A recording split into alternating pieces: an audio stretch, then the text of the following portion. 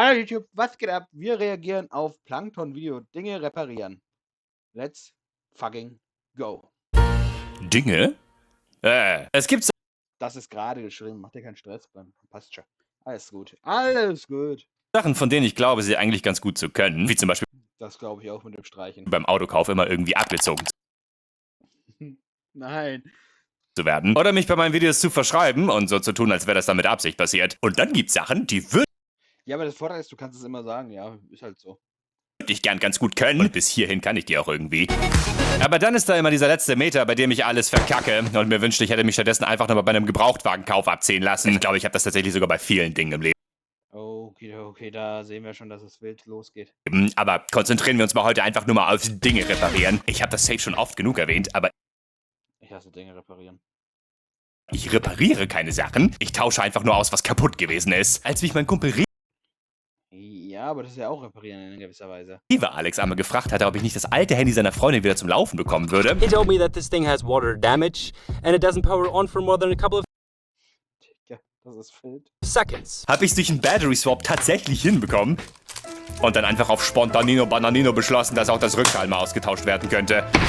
Die NFC-Spule absolut überbewertet ist. Aber hey, das Handy ging wieder an. Ist das nicht toll? Und Ist top. den OLED-Screen habe ich dann wohl auch zerkratzt. Es gibt schon Grund, warum ich das nicht mehr so häufig mache, dieses Reparieren. Ich mache das auch nicht bei den Geräten unbedingt gerne. Es ist quasi wie so ein kleiner Fluch. Lasse eine Sache immer kaputt, damit dir nicht noch mehr kaputt geht. Ist so eine Weisheit, die würde ich mir Oh nein. auch irgendwie direkt als Klodeckelmotiv zulegen, aber ich habe das bei Obi nicht gefunden. Vor ein paar Jahren habe Und ich stelle mir vor, er hat wirklich bei Obi gesucht. Zu 100%. Er hat einmal bei Obi geguckt. ich dann mal versucht, aus seiner leicht defekten Kamera, die definitiv hätte keine Leica sein müssen, einen Infrarot-Mod selber zu basteln. Falls ihr das noch nicht gesehen habt, dann könnt ihr euch mal diese zwei bombastischen Alles klar. Nein, wir schauen keine Bastelprojekte und so an. Bastelprojekt-Videos hier. Und ich hab's, nachdem ich den Sensor einmal komplett vernichtet habe, tatsächlich irgendwie Ich glaube, ich habe das sogar schon mal gesehen.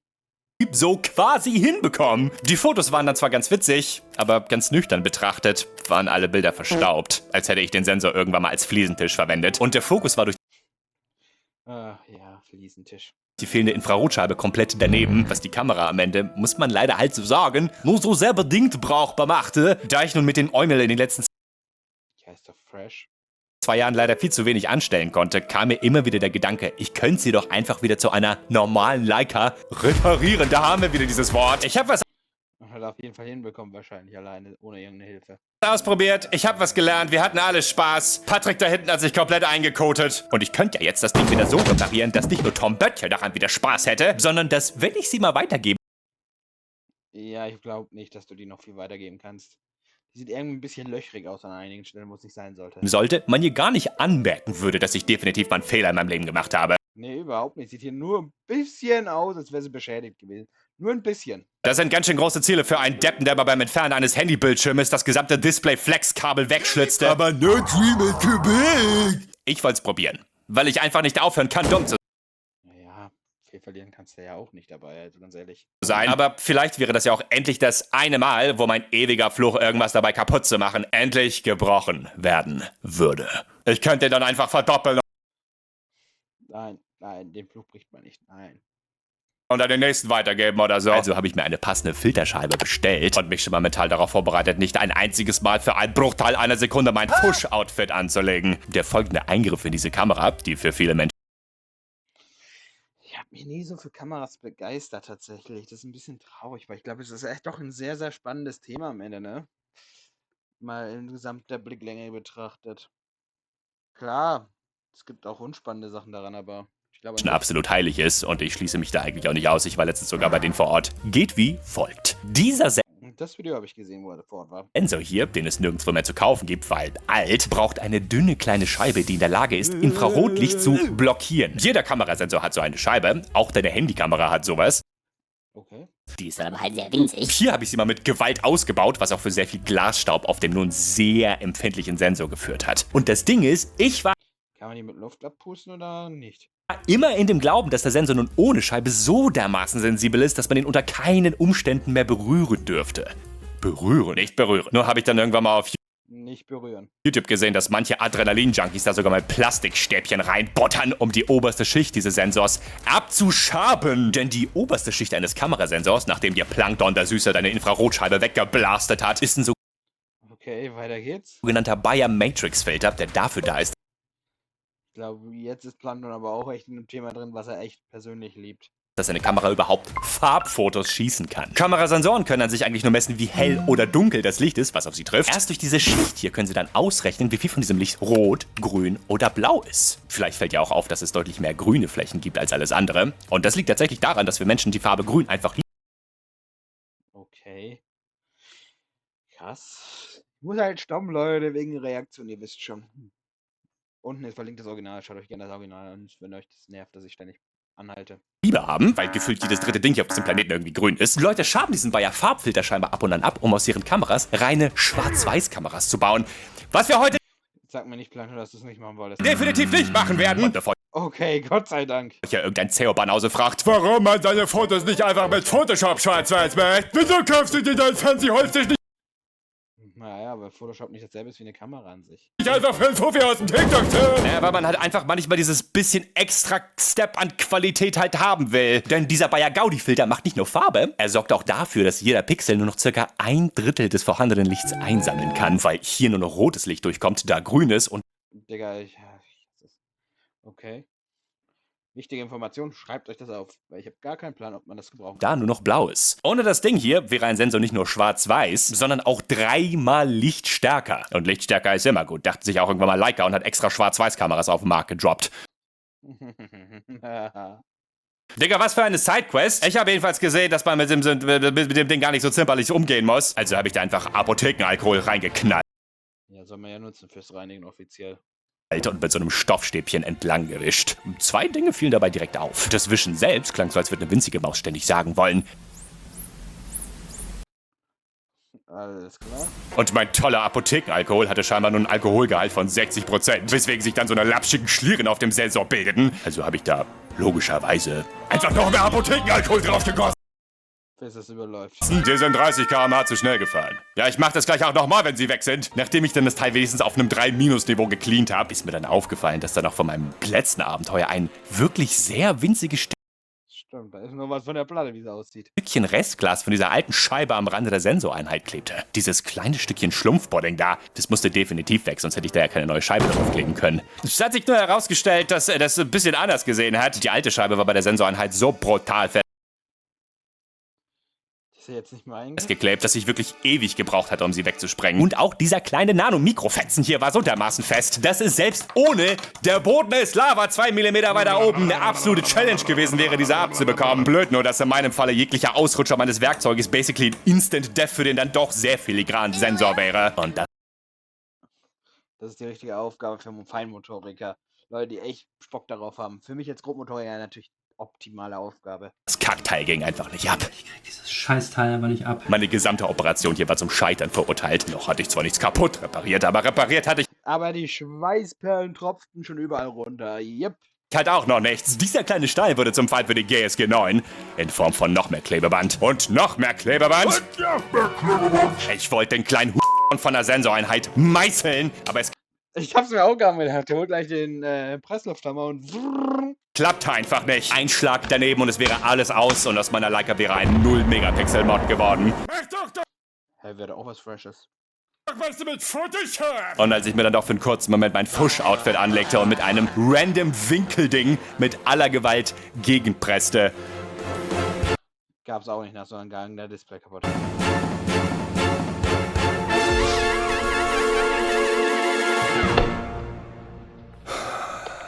löste sich der Stein endlich. Und ich wusste auch gar nicht mehr, wohin mit mir. Ja, wie lange der da wohl dran saß, an dem kleinen Stück da zu entfernen. Locker eine Stunde wahrscheinlich. Das ist kein Loop, sondern die tatsächliche Dauer meiner Frustration gegenüber dieses kleinen Steinchens. Und da war sie, die neue Filterscheibe. Die war so neu und sowas von 50 € wert, Oh, Digga. Kameras sind so hart teuer. dass ich vorerst gar nicht wusste, mit welchen Handschuhen ich das Teil am besten hätte anfassen sollen. Ich erblickte auf dem Sensor Wie oft hat er Handschuhe gewechselt? Nur für das Anbringen. wieder eine leichte Schliere, aber irgendwie machte die kleine Maus diesmal so ganz leicht andere Geräusche als vorhin. Ich war mir nicht ganz sicher, Ist eine andere Maus drin. ob es an meinen Ohren oder beim Blutdruck durch diesen Schwachsinn da lag oder ich vielleicht doch gerade Mist baute. Aber ich bildete mir ein zu sehen, dass ich diesmal in den Sensor mikroskopisch kleine Kratzer reinwischte. Als ob, Digga, dachte ich mir. Und kippte dann noch mehr Turbo-Body drauf. Und ich muss gestehen, es sah nach ein paar Wischern wieder bisschen besser aus. Puh, Was soll man noch dazu sagen, Leute? Was soll man noch dazu sagen? Bullet Doggy-Style. Mein kaputt Reparierfluch arbeitet auf voller Drehzahl. Ich konnte es förmlich schmecken. Also tupferte ich so schnell und vorsichtig es ging einen UV-Kleber auf den Rand, smashte die Ersatzscheibe auf den Sensor, mit größter Vorsicht natürlich, goss noch ein bisschen Kleber hinterher und trocknete alles in wenigen Sekunden mit meiner UV-Lampe, was mich, auch wenn es eigentlich Sehr, sehr fresh auf jeden Fall. ziemlich basic ist, in diesem Moment dann doch irgendwie ziemlich fasziniert Ich glaube, irgendwie Planung hat auch ADHS. Wenn sowas kommt, dann kickt's doch irgendwie voll. hat. Man kann förmlich sehen, wie es aushärtet. Das ist ja insane. Und es war vollbracht. Ich hatte tatsächlich Er hat jetzt das Ding drauf geklebt. Ob die Kamera funktioniert, wissen wir noch nicht, Leute. Jetzt wird's spannend. was erfolgreich repariert und nicht nur irgendwas. Ich habe einen recht seltenen Leica M9 CCD wieder heile gemacht und er sah einfach aus wie neu. Oh was? Deine M9 hat einen abgeschimmelten Sensor? Na, ich weiß Okay. ja jetzt, wie man es für ein Fuffi fixt, dachte ich mir, während ich die Kamera wieder zusammenschraubte. Er hat alles kaputt gemacht. Ich sehe das schon Des kommen. Weiteren kam mir selbstverständlich in den Sinn, dass ich ab dem 15. August Merch haben werde. Ich habe noch Hat er nicht. Doch, schaut gerne mal vorbei bei Planton. nie so richtig Merch gemacht, bis auf diese Socken. Alles tatsächlich in richtig geiler Hat er nicht auch eine Mütze? Qualität. Und ihr könnt schon jetzt auf gurkistan.shop gehen, gurkistan.shop, Kurdistan.shop.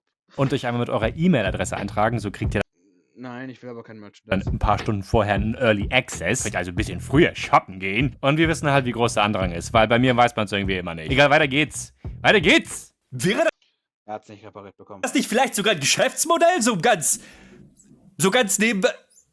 Wäre das nicht ein Geschäftsmodell hier, dass ich die Dinger kaufe und Nein, ist es nicht. wieder heile mache? Weil mein Fluch ja scheinbar doch gebrochen wurde. Digga, was ist das nur für ein Was macht er denn da im Hintergrund? Quietschen, verdammt nochmal? Oh. Hä, sieht doch voll fresh aus. Nee, komm. Ey, wirklich. Digga, ist das ein f***ing Haar? Genau das ist Digga, er hat nicht ein Haar dazwischen geklebt. der Grund. Nicht, weil ich kein guter Fotograf bin, sondern genau das ist der Grund, warum mich Leica Safe niemals zu irgendeinem Event einladen wird. Einfach, weil ich genau das mit ihren Kameras mache. Und das. Und das. Und das. Und das. Und einfach alles so, wie es ist. Ich kann einfach nichts fixen oder bei den Sensor im Ja, aber dafür gibt es Leute. Vor allem bei sowas, da würde ich niemals selbst meine Hand anlegen, weil das so ganz kleine, finide Teile sind, da kannst du nicht viel machen. letzten Move komplett zu zerkratzen. Komm, lass uns einfach noch mehr Apothekenalkohol direkt in die Augen ballern oder so. Ich muss aber auch an dieser Stelle einmal sagen, und damit rede ich es mir wahrscheinlich auch ein bisschen schön, aber ich muss sagen, dass wir die Kamera, also trotz meines missglückten Manövers hier in den letzten Wochen tatsächlich so in dem Modus kaputt repariert, wieder doch irgendwie sehr viel Freude bereiten konnte. Ist safe halt Sieht aber auch gar nicht so beschissen aus, die Bilder, oder? irgendwo eine faule Ausrede, ne? Ich bin definitiv frustriert, aber Okay, doch, man sieht was. irgendwie ist es dann vielleicht ist es ja doch dann irgendwas wert. Ich weiß nicht, was ich hier noch ich weiß nicht, theoretisch habe ich diese arme Kamera jetzt 3-mal kaputt Er hat sich sowas von vergewaltigt. gemacht. Das war's definitiv in meinen Bastelabenteuern. Also, Nein, wer hat's nicht? Dann zu 100% nicht. zumindest fürs Erste. In dem Fürs erste ja. Sinne, vielen Dank fürs Zuschauen, ihr Gocken. Bitte judge mich nicht zu hart, weil egal wie hart ihr mich judgen werdet, ich judge mich am härtesten. Macht das bitte alles Oh Mann. nicht nach, okay? Habt euch lieb. Macht's nach, das ist super. Das ist eine sehr gute Anleitung, würde ich auf jeden Fall so genauso beherzigen. Euer Plankton. So Leute, das war's mit der Reaktion auf London. Schaltet auch das nächste Mal ein. Haut rein. Und ciao.